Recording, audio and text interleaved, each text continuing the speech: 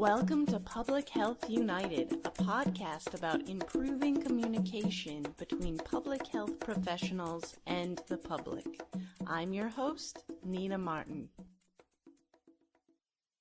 Welcome back to Public Health United. I'm your host, Nina Martin, and it has been a long time since my last podcast. And if you're following on social media, hopefully you saw that I just completed my PhD dissertation work on September 1st. And that was quite the long haul over the last several months, and I'm so glad to be done with that. And I'm now working at the International Vaccine Access Center on the Policy Advocacy and Communications team. And I'm sure we'll have another podcast in the future about that. And check out, if you haven't yet, the podcast from last year with my new boss. Her name is Lois, and we had a great podcast last year. So that's to learn more about IVAC if you're interested. But today we have a trans-global call here with two women that I'm extremely excited to meet over the interwebs, at least. We have doctors Heidi Larson and Pauline Paterson. Pauline, are you in the UK right now? Yes, I'm in London. Yep, so Pauline's in London and Heidi is actually on the West Coast for some meetings. And they work on the Vaccine Confidence Project, among many other things that they're involved in. And this is a really important subject that I'm so excited to talk about. So first, welcome onto the show, Heidi and Pauline. Thanks so much for being here. Thanks, happy to be here. This is definitely the first three-way podcast that I've had online and also in multiple countries, or multiple locations at least. Really exciting. So to start us off, can you tell us a bit, how did you two meet each other and start working together on this project? Well, actually, Pauline was the first recruit, as they say. I had gotten a seed grant from the Gates Foundation to set up this initiative. And when it came to recruiting, the first two people I recruited was someone who was more of a data manager, and then I just needed a partner in crime to get the whole thing up and running with broader skills, both quantitative, qualitative, and also could kind of co-lead the initiative with me. And I was very grateful to find Pauline, and we've been in this together since 2009 or the beginning of 2010. And Pauline, what got you initially interested in this work? So I've always been interested in health. I did a bachelor's in biology, and I knew that health was more my interest, disease. And then I went on to a master's and then did a PhD in epidemiology. But then after the PhD, I didn't want to stick with statistics. I was more interested in public health. And that's when I was lucky enough to find this interesting project with Heidi. Yeah, it really sounds like a fantastic collaboration. When you initially got started in this project, what was the scene like for, were many people talking about vaccine confidence at the time?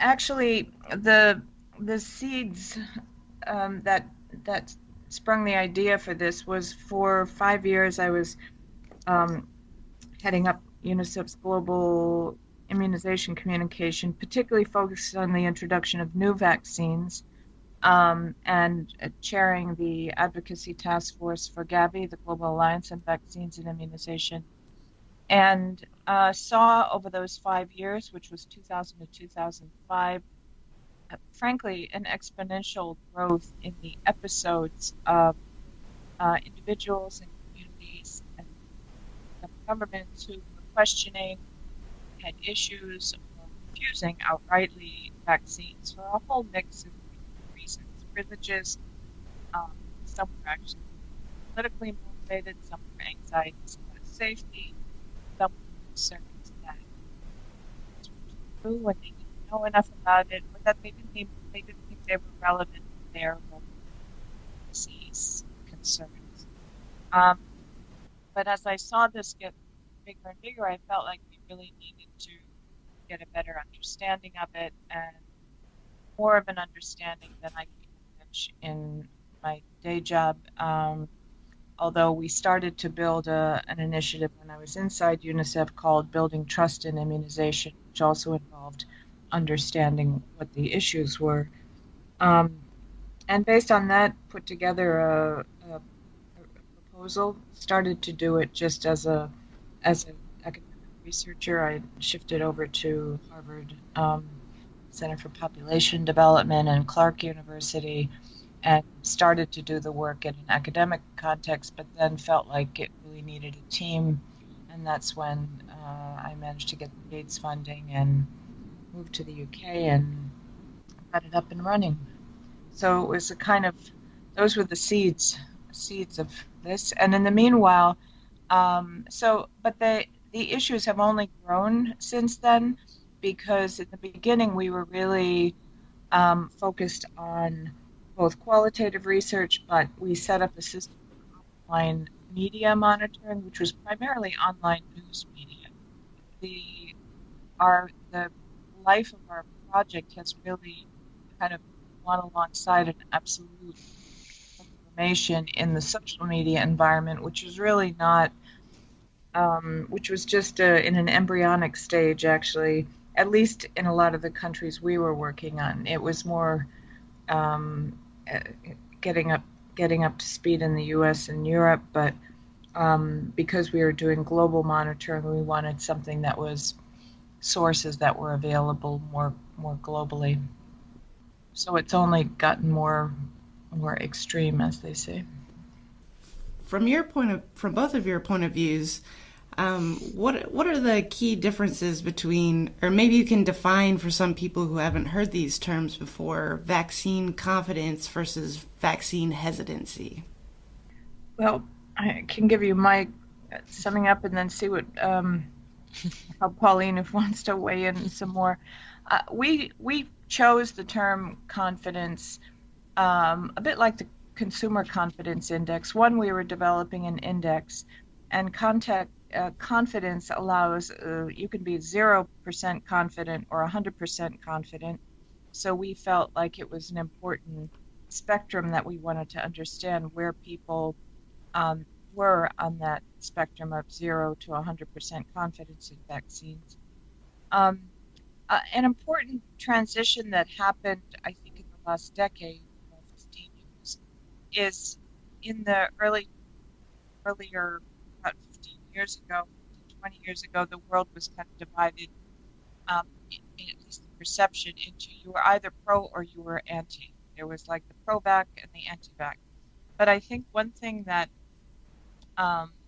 has become much more accepted and looked at is this spectrum of people that are maybe neither and in the middle trying to decide, or very positive about some vaccines but negative about others.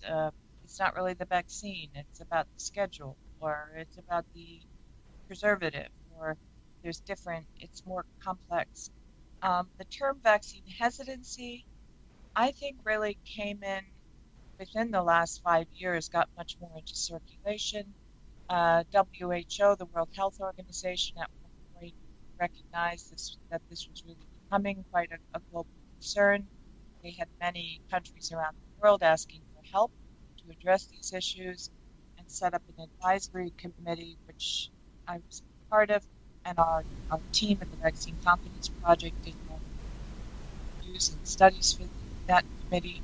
But they chose the term vaccine hesitancy. It was the working group on vaccine hesitancy. So first I felt like it was a bit of a negative term, but it did help change the perception and break down this polarization of anti or pro. And when you're hesitant, you're undecided.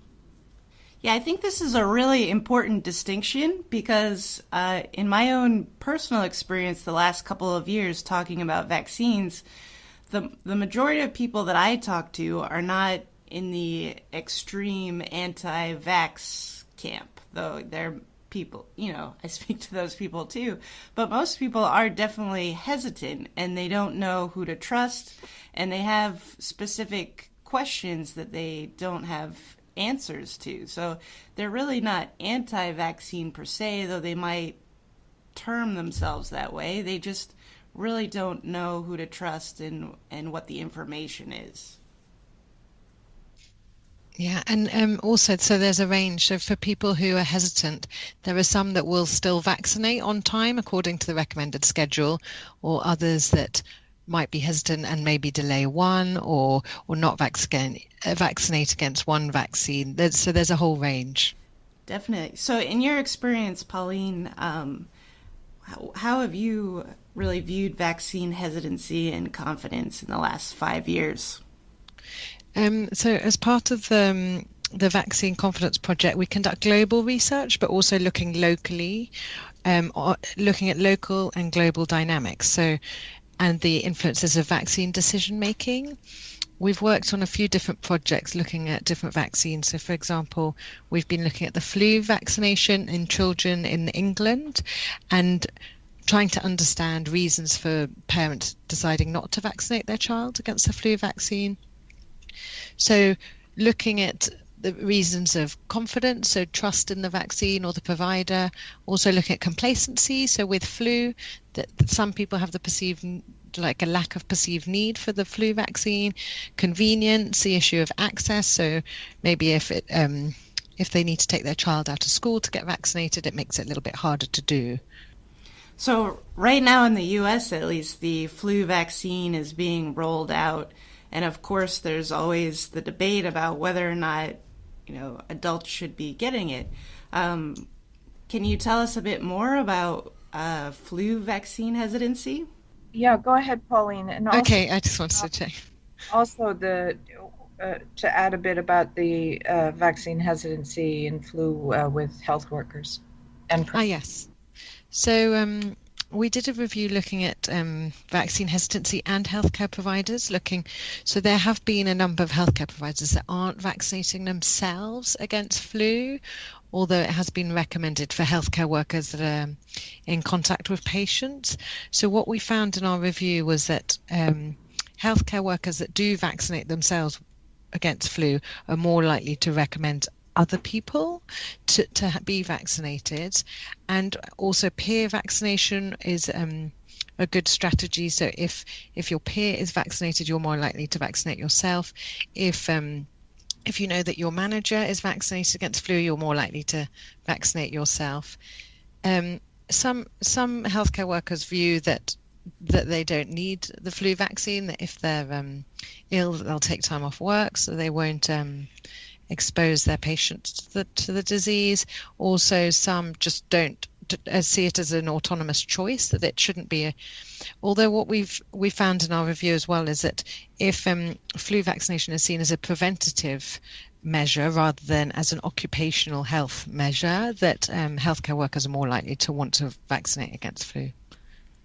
Yeah, I find it I've also run into here at Hopkins, it's actually required for Hopkins employees who have contact with patients to get the flu shot.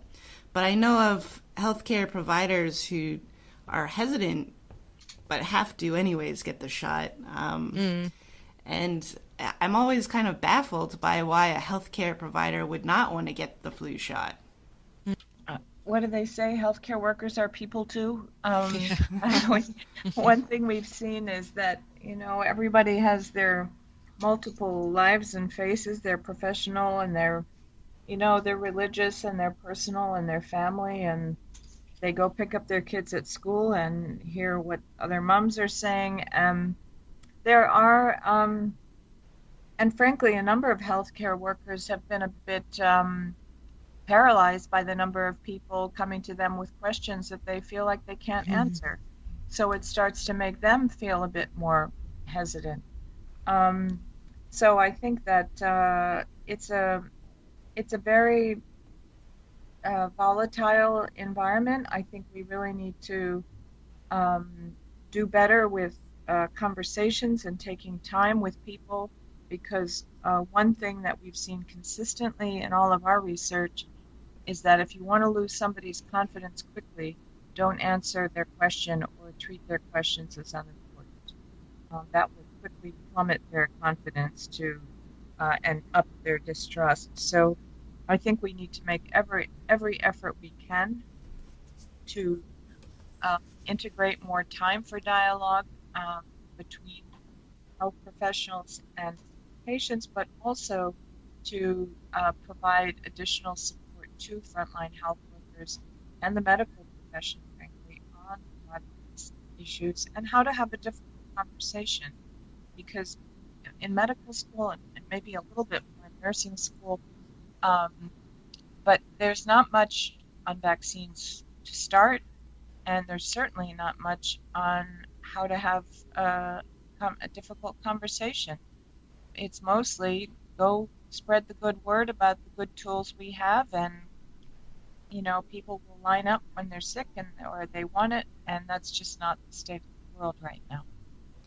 I've also read how it's very important for the healthcare provider to communicate with the patient about vaccines, and recommendations from the healthcare provider can really influence whether or not that person gets the vaccine or not, which seems pretty obvious, of course, once you think about it.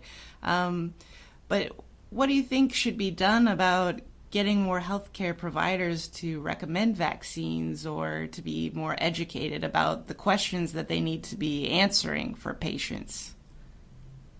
So yes, there's a study by Doug Opal in the US showing that if a provider starts by being presumptive by saying, for example, it's time to start all those vaccines, we're going to be doing MMR and chickenpox. In this study, 74% vaccinated their child, whereas if the provider started the conversation with, how do you feel about vaccination, only 4% vaccinated. So that's a big difference. So a recommendation is definitely a significant facilitator to people wanting to vaccinate. And studies have also shown that the public trust doctors, they trust their nurses, and so it's important for the doctors to be able to recommend, but also to answer any questions that people may have.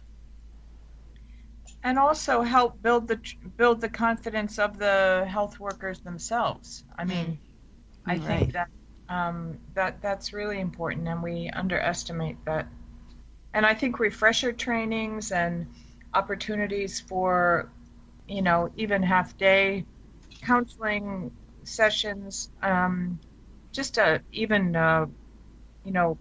web-based sharing questions and with each other, getting maybe support groups among healthcare professionals in terms of, how do you deal with this question? How many of you I don't know that exists, but I would assume that it would be a valuable thing.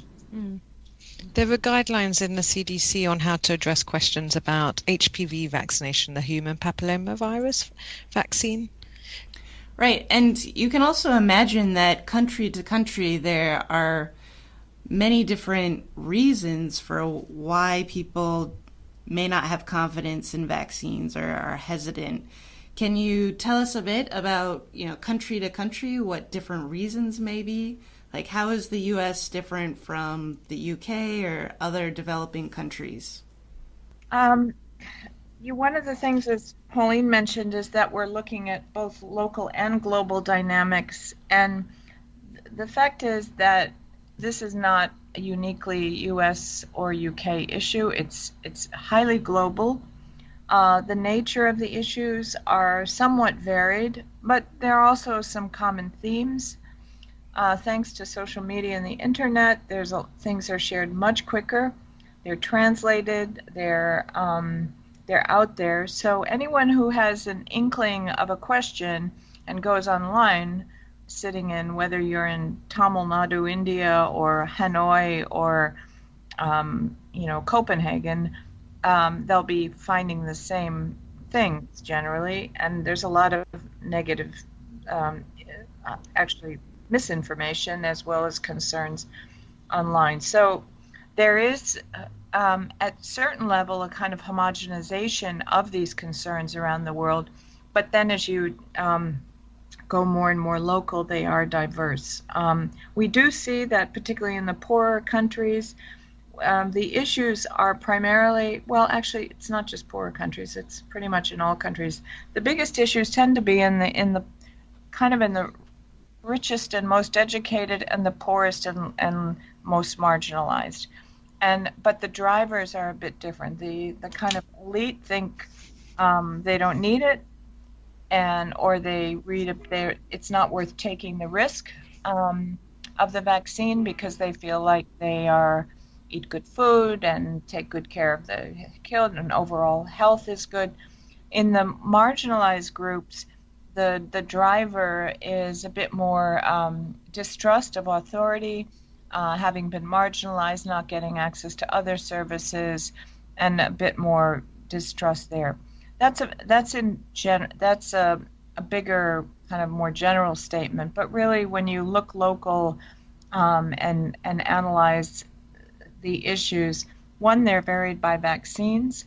The kind of issues people have around HPV are different than, for instance, MMR or tetanus, or flu vaccine. And they also, as I mentioned earlier, there's a mix of religious and political and safety and, do we need it questions. Yeah, I can see how I think a lot of the times, too, that we tend to generalize about vaccine hesitancy or confidence issues. But you're right, it's very different vaccine to vaccine, for sure.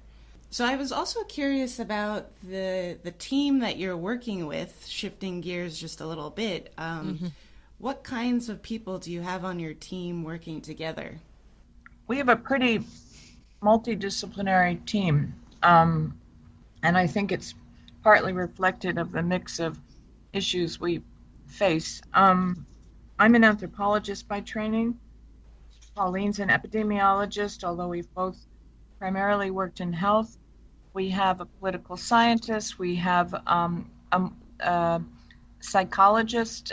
We have someone who's a graduate in public health more generally. We have a mix of PhD students and postdocs who are a mix of social science and qualitative. We have a statistician, mathematical modeler, and a communications person. And we really draw on all those skills. We also try to have a mix of languages in our team. We have Portuguese, Spanish, French, English, Hindi, Urdu, and Greek, and access to a network that helps with that. So I think the nature of these issues really need a very highly interdisciplinary team. And overall, how has the reception been of your work? We're pretty, we have more demand on what we do than some days we can handle, which is why we're building out our network. I have to say, Trump has escalated the demand on what we do. But no, there's a lot of demand. Frankly, when we started, it's basically since we started, we saw it coming. And fortunately, we saw it coming a bit early in the game and had enough time to get set up and running. So we had a bit more experience, as it were, and information when things really started escalating more. There's no lack of demand for the kind of what people come to us for in different countries, both ministries and organizations, is one of the things from a focus point of view. We're really trying to help countries assess the scale and scope of our project, of the problem. We really wanted to set up a vaccine confidence index, media monitoring systems that are particularly sensitive to vaccine hesitancy and confidence issues, and kind of a diagnostic tool that helps assess, when you have all this information, how do you triage? How do you pick out the things that are more higher risk of creating bigger problems?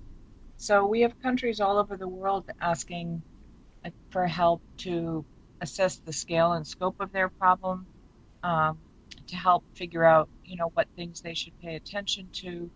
Reassuring, I guess, to know that at least the United States political climate isn't having a negative impact on this kind of research. But I guess that's why it's good that you're not based here.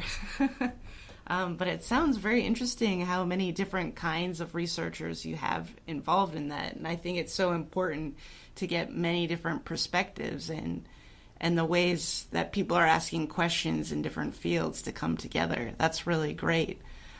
What are you most excited about working on right now? So I love trying to understand why people aren't vaccinating, and we get asked, are we advocates for vaccination? But what's great is really trying to, so we get, as a project, I get to talk to the public. So the one study I'm working on, it was looking at the Jewish Orthodox community in northern London, and it was so interesting and so fascinating. These mothers let me into their home to speak with them for half an hour to try and understand their reasons for vaccination, their reasons for not, what's going on in their lives and what's important to them, and where they seek information, and trying to understand the context of all of that. It's really, I feel so grateful that I'm allowed to do that, and listen to them, and also be able to to help them be a voice and bring these views and perceptions together to try and understand better, and to help the vaccination program be more accessible to the public. And Heidi, what are you most excited about working on right now? Well, I love that dimension of it, but I think right now one of the things I've been particularly fascinated and concerned about, but is around the HPV vaccine and the global movement among adolescent girls that are questioning and having symptoms that in some settings, in a number of settings, have been investigated and basically diagnosed as mass psychogenic illness that really are the result of high stress and anxiety. But that's not accepted by girls in the communities and parents. But there is really quite a growing movement of these girls, and the YouTube and the way that these groups are connecting globally.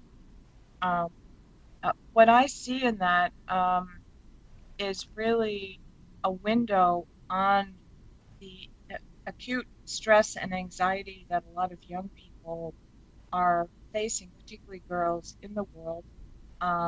Many of them we're seeing a higher prevalence of highly athletic, competitive sports, dancers, different ones who are affected by this. And I think there are other stresses in society, but in a lot of our work, we really often see some of what is expressed as concerns about vaccines have underlying issues, and many times they're like a canary in the mind of other issues. And that part of it I'm particularly fascinated by, and the challenge remains that we can't fix some of the bigger underlying.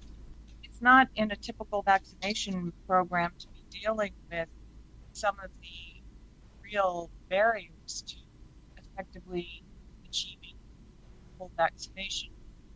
While there are some explicit vaccine concerns that we need to be constantly aware of and addressing, there are a lot of other issues that influence people's trust, willingness to take a vaccine, and access to be able to give a vaccine, sometimes in places where people actually would like one, but there are barriers or gatekeepers.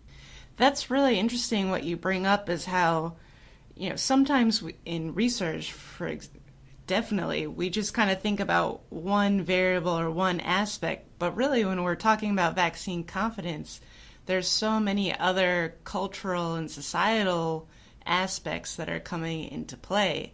I mean, the HPV vaccine and, how people view STDs and, younger females. And then even I've been reading a lot, if the viewers are not signed up for the Gavi daily newsletter, you should definitely do that because it's a great newsletter in the morning.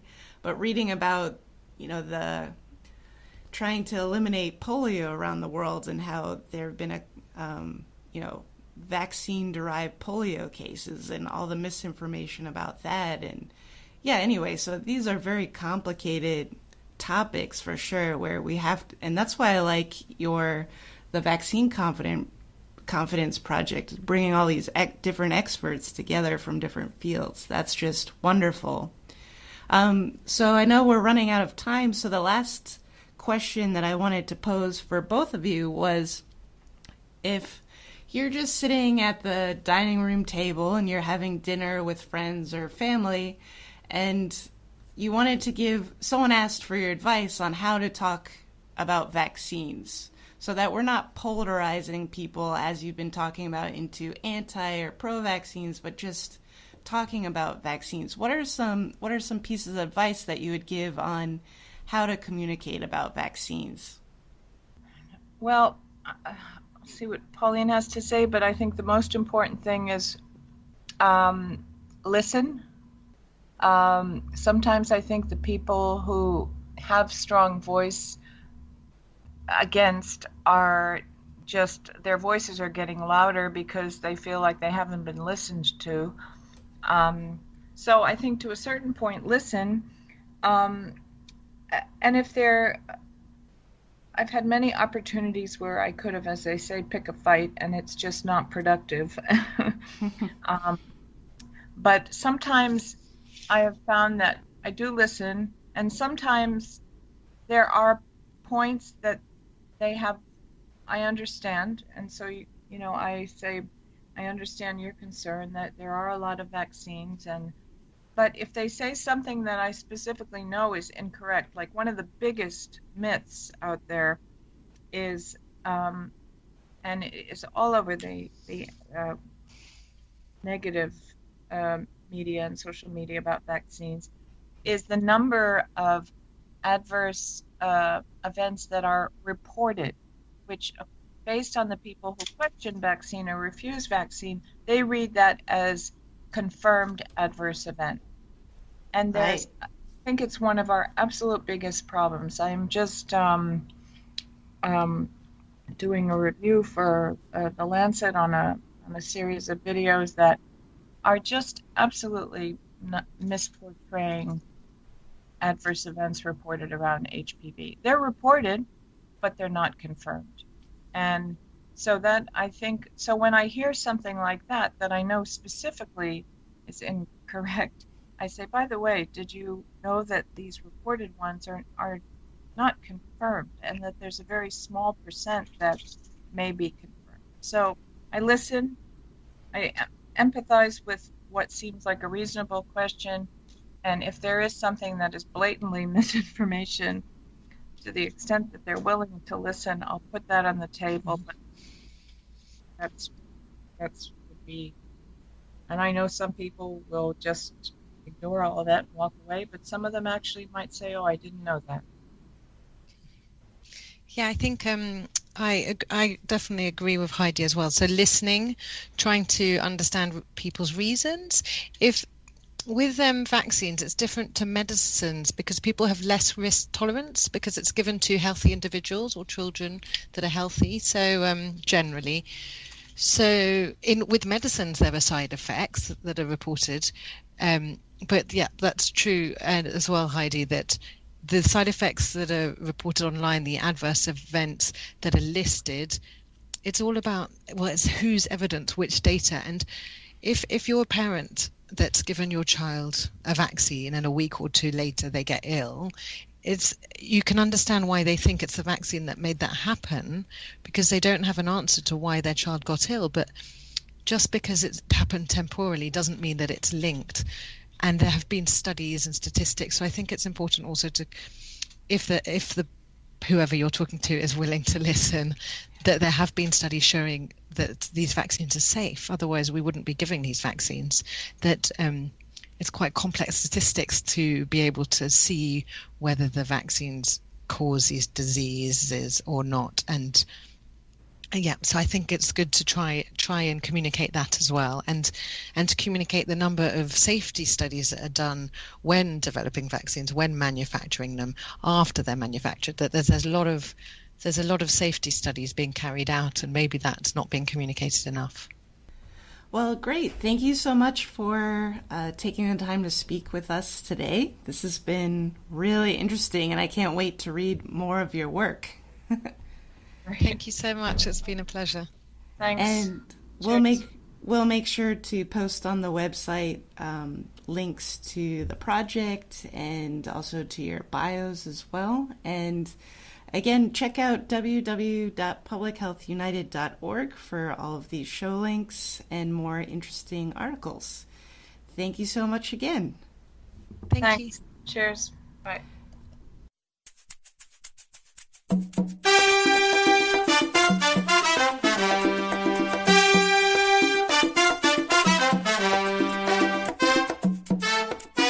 Thank you for listening to Public Health United. Please visit our website at www.publichealthunited.org and like us on Facebook. This is your host, Nina Martin. Listen, communicate, unite.